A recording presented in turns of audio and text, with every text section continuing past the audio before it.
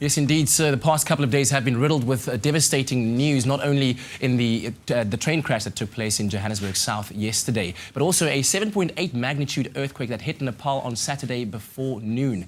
Now, the United Nations has announced that the earthquake has affected 8 million people thus far, which is more than a quarter of the country's population. The earthquake caused an avalanche in Mount Everest and reached the confines of India.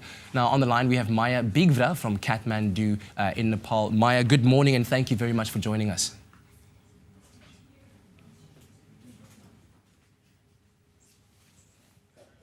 Now, Maja, we as a nation, we're of course thinking about what exactly is happening now. Our thoughts and prayers we do send out to you. And you live in Kathmandu, where the earthquake actually happened. Where were you at the exact moment when it did happen? I was in my apartment in Lasampad, which is in Kathmandu. So I was on the second floor when it happened. It was maybe 10 minutes to 12 in the morning. So, yeah, I was very shocked when it happened. I was not expecting it at all.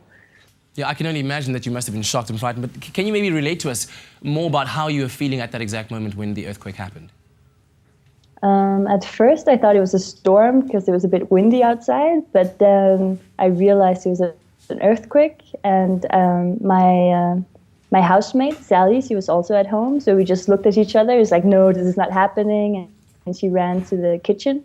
And she was hiding under the table. And I just stood still in my door, just like holding the walls, trying to like not fall over. So I was just terrified and I didn't really know what to do except just stand still and make sure nothing hit my head or, yeah. And I'm sure a myriad of things must have been going through your mind, but when you think back to that moment, is there anything that you would have done differently? We stayed in the apartment on the second floor for around an hour because there was a lot of shaking after the actual earthquake. But then we were told later that the first thing you have to do when there's an earthquake is actually to go outside in an open space. So I would definitely do that differently when I have to think about it, because it's not safe to be in a tall building because it can collapse on you. And I would definitely run outside instead. Yeah. Now, of course, we've all seen and kind of perceived what's been happening there from an international media coverage point of view. But you, as a resident, would you say that the reports that we've been seeing so far have been accurate?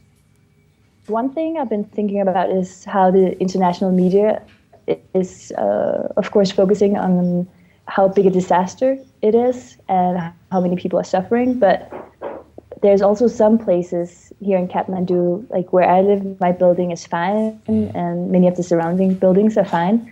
So when I look, I'm from Denmark, and when I look at a Danish website, the media it looks like Nepal is just completely falling apart, like broken everywhere, and that's not the picture here. There's still, like, you can go to the shop today and buy groceries.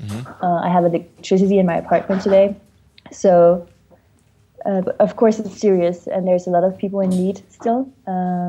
People outside the country can donate money to organizations that are supporting people here, helping with blankets, medical care.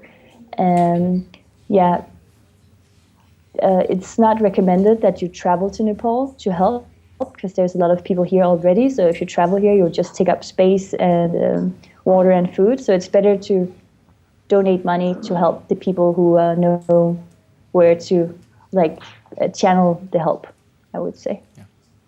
Well, Maja, thank you very much for taking time out to chat to us this morning. We really do appreciate it. You're welcome. Thank you.